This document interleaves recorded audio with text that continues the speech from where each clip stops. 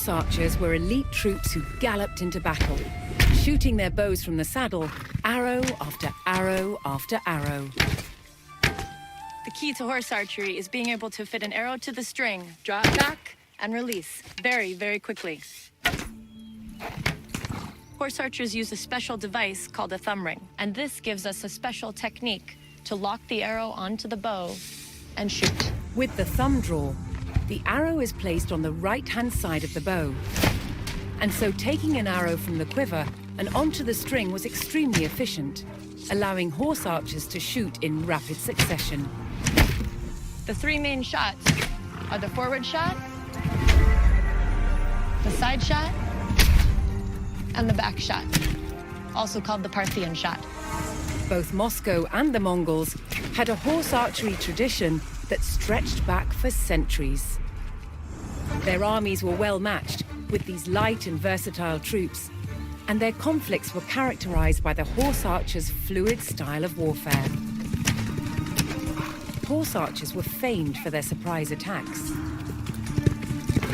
In Moscow's armies, they could be deployed rapidly in many different terrains, and then appear as if from nowhere. In addition to being expert with their bows, they used both javelins and swords for close-quarter fighting. Attacks could come from any side, so horse archers had to shoot both left and right-handed. Shots taken behind the head offered additional variety in the angles of attack.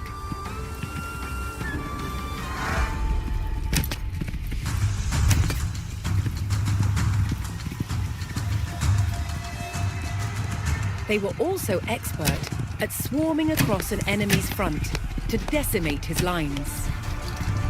They were quick to retreat and just as quick to renew their attacks.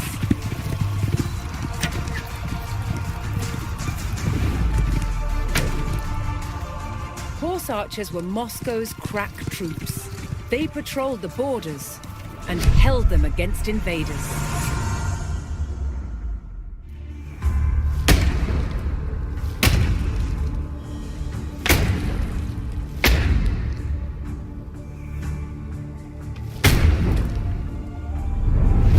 Medieval Moscow, Muscovy, was shielded by vast forests, which slowed the advance of approaching enemies.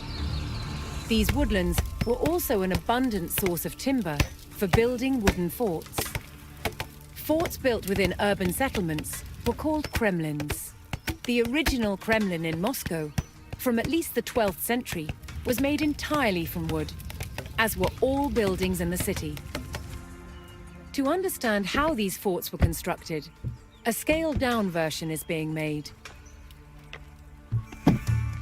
Moscow built forts in vast numbers.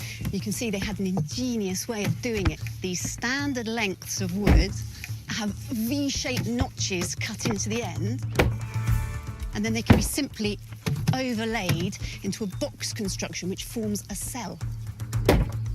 No joints, no nails, just the sheer weight will keep them in place. Stacked together both vertically and side by side, these cells created astonishingly resilient walls.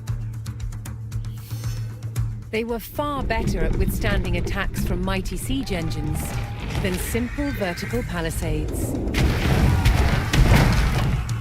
And the box construction of Muscovy forts also had a number of other advantages. By filling them with earth or with stone, it made them not only stronger than a single wooden palisade, but it also gave them sturdiness and elasticity, which could better absorb the impact of projectiles from trebuchets. And the other advantage of these box structures is that they could be prefabricated. Now, the first step in that process is taking off the bark. This stops wood-eating insects from sheltering beneath the bark and allows the wood to dry, preventing it from rotting. By taking off the bark, this wood will then last for years. Prepared timbers could be stored and then assembled into cells, wherever and whenever needed. And some cells, both on the walls and the gatehouse towers, were not filled with earth, Instead, they were left empty for defenders to use. From the 13th century, some towers were made of stone and brick, like this one at Chertsk Castle, built in 1388. When stone wasn't available locally, red brick was the material of choice. Of course, the advantage of using bricks is that they're easy and cheap to manufacture, they're uniform, so easy to build with, and it's these red bricks which give the distinctive look to Eastern European castles, which we can still see to this day. Stone and brick towers could be built much taller than wooden ones. This allowed Moscow's defenders to spot potential attackers sooner, keeping their enemies at bay.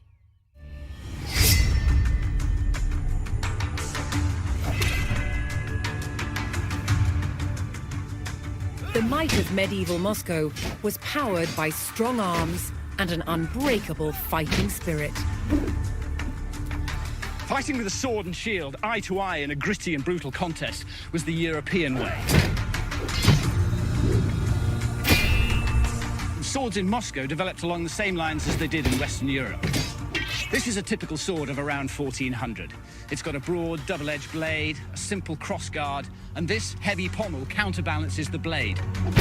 They were so well balanced that these powerful medieval swords were capable of being wielded with great speed and fluidity.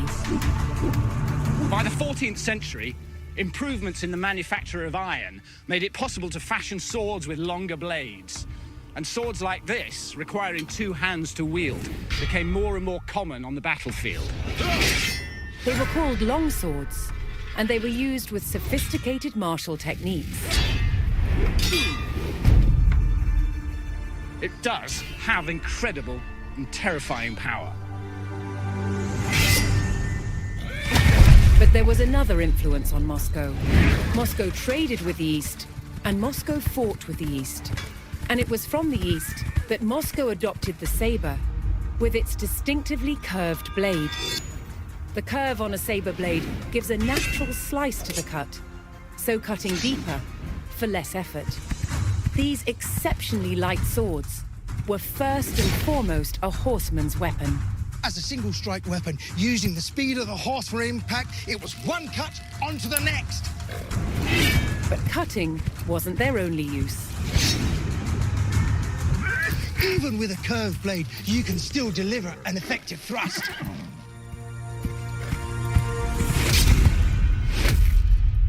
However, for all their cavalry dash, the old ways of standing firm remained part of the Muscovy way, forging a military culture that was a unique blend of West and East.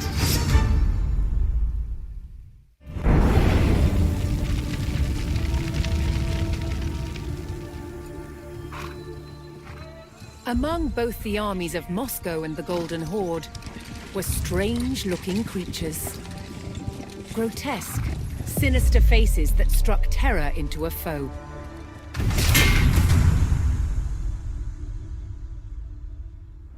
There's a very long history of making helmets with mask visors with human features in the ancient Near East.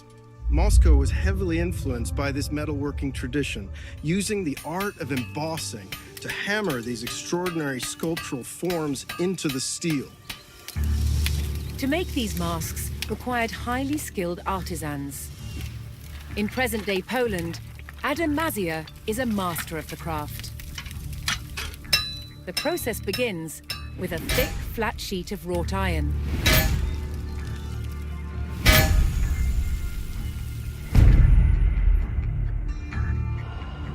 The hammer stretches and domes the plate, the beginnings of a face. As the metal is pushed out, it becomes thinner and so easier to work. Adam marks a center point and an outline of the nose. This is the only guide he uses. All else is done by eye alone.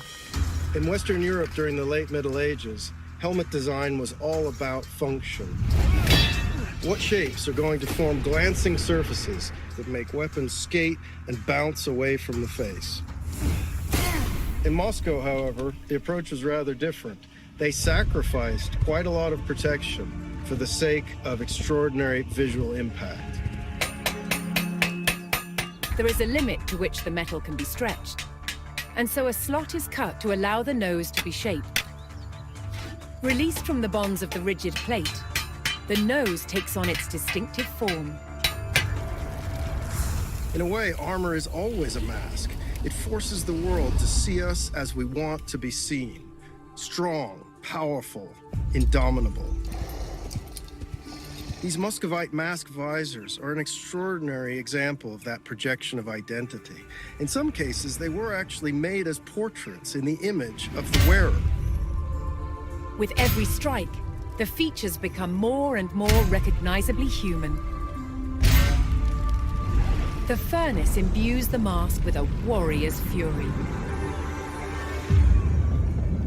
When finished, the visor is given a high polish and attached to its helmet with this rotating hinge that allows the visor to be raised and stowed when not in use. But it can always be quickly lowered as soon as danger threatens. A man could project his power with such a mask. A man could hide his fear with such a mask.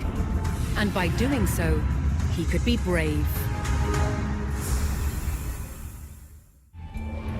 From long, harsh winters to Mongol invasions, life for Muscovite peasants was tough. But they had one crop that was vital to their survival: rye.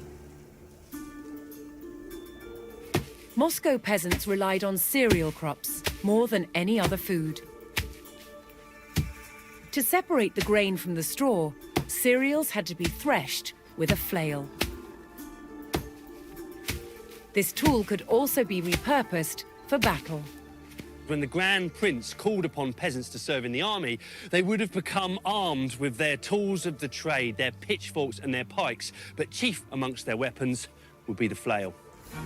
Farming crops in a land that was covered in snow for 6 months of the year was challenging.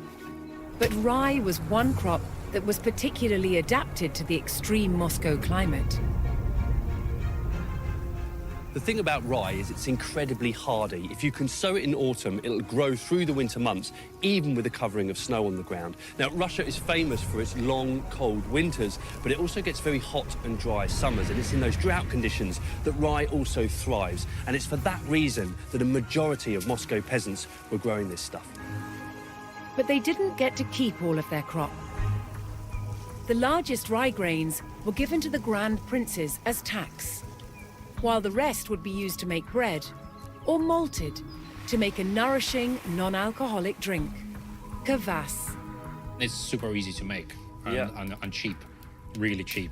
It's great for helping tired muscles recover, and it's just quite refreshing, and also helps control infections. Muscovite soldiers drank kvass as part of their daily rations. It's made by first adding ground malted rye to boiling water. After cooling, yeast culture is added, causing the mixture to ferment. This kills off any germs in the water. There you go. Around 3 days later, the kvass is ready to drink. The bubbles are really starting to come up now. Yeah. Just the yeast doing its work.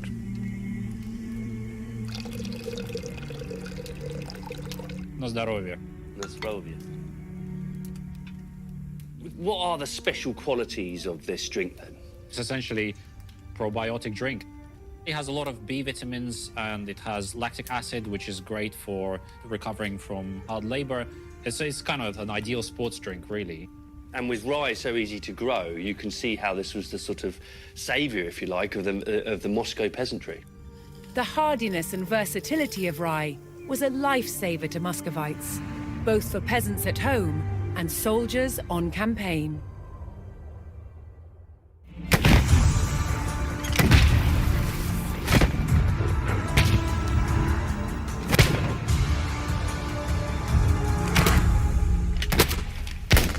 Strelzy is the Russian word for shooters, and from the late 15th century, the armies of Moscow had included regular troops, armed with an arquebus, a standard firearm in all European armies at the time. This is an arquebus. It's an early type of musket.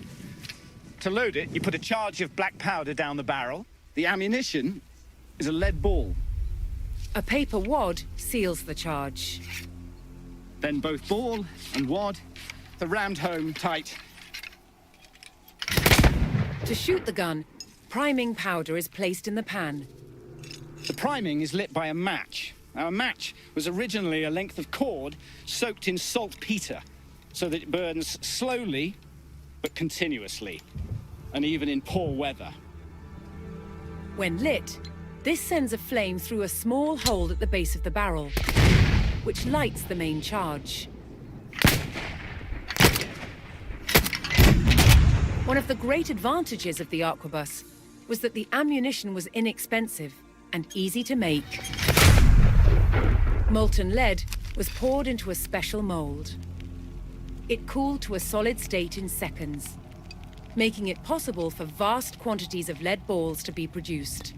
They were finished by trimming off the excess lead, which was known as a sprue.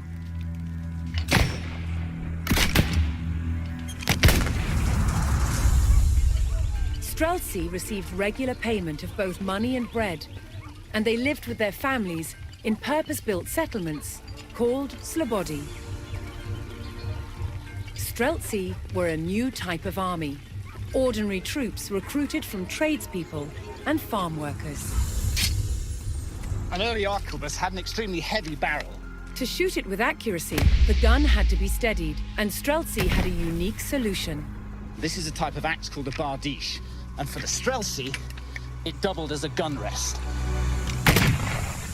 Arquebus men were usually vulnerable to cavalry. Even with experience, reloading takes time, and cavalry covers ground very speedily. Once you've shot, your position becomes perilous very, very quickly. However, with the scything power of a bardiche, a Strelzy has at least the chance to withstand a cavalry onslaught.